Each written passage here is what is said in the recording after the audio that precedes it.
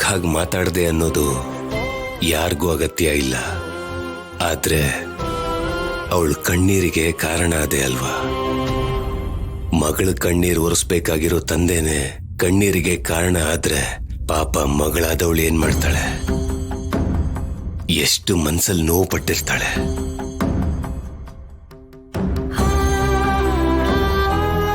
ಮನ್ಸಲ್ಲ ಹುಡುಗನ್ ಮೇಲ್ ಪ್ರೀತಿ ಇದ್ರು, ಇಲ್ಲ ಅಪ್ಪ ನಿನಗಿಷ್ಟ ಆಗಿರೋ ಸಂಬಂಧನೇ ಮದುವೆ ಮಾಡ್ಕೋತೀನಿ ಅಂತ ಹೇಳಿದ್ದಿಂದ ಪ್ರಾಣವಾಗಿ ಪ್ರೀತಿಸ್ದೋನು ಸಾವು ಬದುಕಿನ ಮಧ್ಯ ಒದ್ದಾಡ್ತಿದ್ರೆ ಏನಾಗ್ಬಿಡ್ತಾನೋ ಅನ್ನೋ ನರಕನ ನೋಡಿ ಆ ಹುಡುಗ ಯಾವ ಅಪಾಯನೂ ಇಲ್ದೆ ಕ್ಷೇಮವಾಗಿ ಆಚೆ ಬರೋವರೆಗೂ ನನ್ ಮಗಳು ಎಷ್ಟು ನೋವು ಪಟ್ಟಿರ್ತಾಳೆ. ಒಂದ್ ಕಡೆ ತಂದೆಗೆ ಅರ್ಥ ಮಾಡ್ಸಕ್ಕಾಗ್ದೆ, ಇನ್ನೊಂದು ಕಡೆ ಪ್ರೀತಿಗೋಸ್ಕರ ತಂದೆನ ಬಿಡೋಕಾಗ್ದೆ ಪ್ರತಿ ಕ್ಷಣ ನನ್ನ ಮಗಳು ಎಷ್ಟು ನರಕನ ಅನುಭವಿಸಿರ್ತಾಳೆ.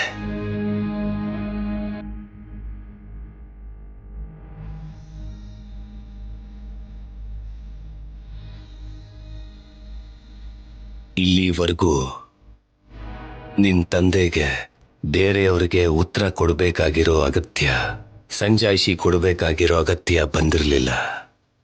ಆದ್ರೆ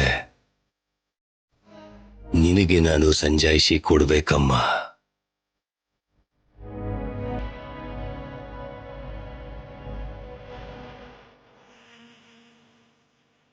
ಅಣ್ಣ, ನೀನ್ ಯಾಕಣ್ಣ ನಿನ್ ಮಗಳಿಗೆ ಸಂಜಾಯಿಷಿ ಕೊಡ್ಬೇಕು? ಪದ್ಮ, ತಪ್ಪು ಮಾಡಿದ್ಮೇಲೆ ತಲೆ ತಗ್ಸೋದ್ರಲ್ಲಿ ಯಾವ ಅವಮಾನನೂ ಇಲ್ಲ. ನನಗೆ ಹೇಳೋದಕ್ ಬಿಡು. ಬೇಡ ಅಪ್ಪ, ಬೇಡ. ನೀವು ನಂಗೇನು ಹೇಳೋ ಅವಶ್ಯಕತೆನೇ ಇಲ್ಲ. ನೀವು ನನಗ್ ಸಂಜಾಯಿಷಿ ಕೊಡೋದು ಅಂದ್ರೆ ಏನಪ್ಪ? ಯಾವಾಗ್ಲೂ ಅಮಾಯಕಿ ತರ ನಗೋ ನಿನ್ ಕಣ್ಣನ್ನ ಕಣ್ಣೀರಿನ ಹೊಳೆ ಮಾಡ್ಬಿಟ್ಟೆ. ನೀನ್ ಹೇಳಿದ್ದನ್ನ ಕೇಳಿಸ್ಕೊಳ್ದೆ ನಿನ್ ಮನ್ಸಿಗೆ ಗಾಯ ಮಾಡ್ಬಿಟ್ನಮ್ಮ. ಹಾಗಿರೋದಕ್ಕೆ, ಹಾಗೆ ಮಾತಾಡೋದಕ್ಕೆ ನನ್ನ ಹತ್ರ ಕಾರಣಗಳು ಎಷ್ಟಾದ್ರೂ ಇರ್ಬೋದು. ಆದ್ರೆ ನಿನಗ್ ನೋವು ಕೊಟ್ಟಿದ್ದು ತಪ್ಪೇ ಅಲ್ವೇನಮ್ಮ? ಇಲ್ಲ ಅಪ್ಪ, ಇಲ್ಲ. ನಮ್ಮಪ್ಪ ಯಾವತ್ತೂ ತಪ್ಪು ಮಾಡಲ್ಲ.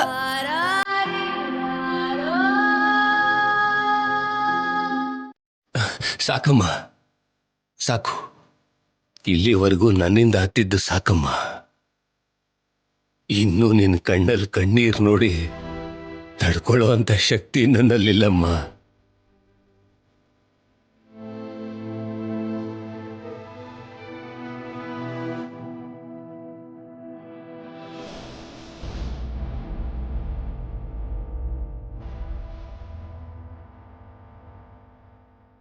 ಅಣ್ಣ, ತಪ್ಪು ನಿಮ್ದಲ್ಲ ಅಣ್ಣ, ನಂದು.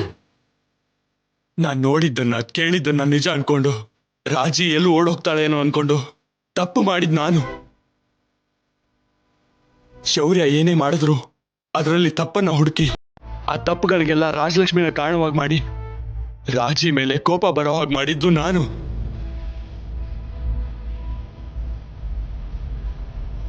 ವಯಸ್ಸಲ್ಲಿ ಚಿಕ್ಕವಳಾಗಿದ್ರು ದಯವಿಟ್ಟು ನನ್ನ ಕ್ಷಮಿಸ್ಬಿಡಮ್ಮ. ಚಿಕ್ಕಪ್ಪ, ಏನ್ ಚಿಕ್ಕಪ್ಪ? ನೀವ್ ಯಾಕೆ ಕ್ಷಮಾಪಣೆ ಕೇಳ್ಬೇಕು ಚಿಕ್ಕಪ್ಪ? ನಿಮ್ ಕೈ ಹಿಡ್ಕೊಂಡು ಊರೆಲ್ಲ ತಿರ್ಗಿದ್ದೀನಿ, ನಿಮ್ ಭುಜದ ಮೇಲೆ ಕೂತ್ಕೊಂಡು ಆಟ ಆಡಿದ್ದೀನಿ.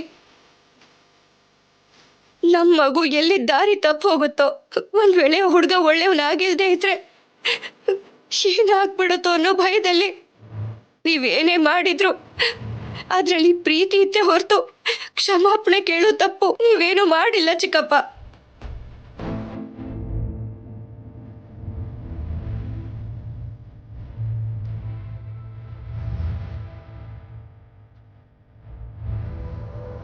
ಅಮಾಯಕಿಯಾಗಿ ಲೋಕ ಗೊತ್ತಿಲ್ಲದೆ ಬೆಳೆದಿರೋ ನನ್ನ ಮಗಳು ಸರಿ ತಪ್ಪುಗಳನ್ನ ಅರ್ಥ ಮಾಡ್ಕೊಳ್ಳೋ ಅಷ್ಟು ದೊಡ್ಡವಳಾಗಿದ್ದಾಳೆ.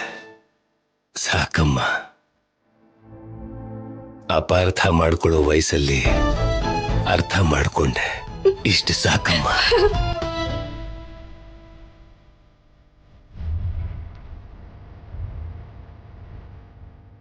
ಯಾರ್ ಕಣ್ಬಿತ್ತೋ ಯಾರ್ ದೃಷ್ಟಿ ತಗಲ್ತೋ ರಾಜಲಕ್ಷ್ಮಿ ಇಷ್ಟೊಂದು ನೋವು ತಿಂದಿದ್ದಾಳೆ. ಮೊದ್ಲು ಇವಳಿಗೆ ದೃಷ್ಟಿ ತೆಗಿರಿ. ಇವತ್ತಿಂದ ರಾಜಲಕ್ಷ್ಮಿ ಕಷ್ಟ ಎಲ್ಲ ತೀರ್ತು.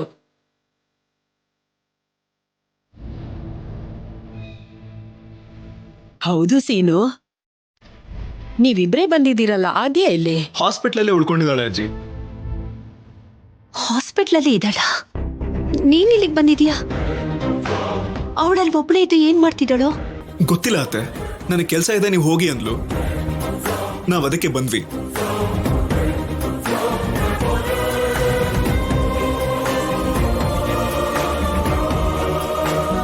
ಅಲ್ಲಿಂದ ಎಲ್ರು ಹೊರಟು ಬಂದ್ಮೇಲೆ ಇವಳಿಗೆ ಮಾತ್ರ ಅಲ್ಲಿ ಏನ್ ಕೆಲಸ ಇದೆ?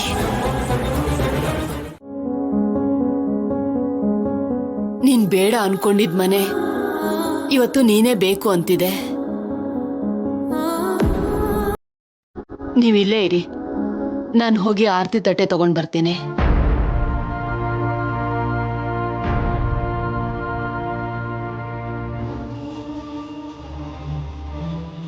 ಯಾರ ದೃಷ್ಟಿಯಿಂದ ಹೀಗಾಯ್ತೋ, ಯಾರ್ ಕೆಟ್ಟ ದೃಷ್ಟಿಯಿಂದ ನೀನ್ ನಮ್ಮಿಂದ ದೂರ ಆಗಿದ್ದೋ ಆ ದೃಷ್ಟಿ ಎಲ್ಲ ಹೋಗ್ಲಿ.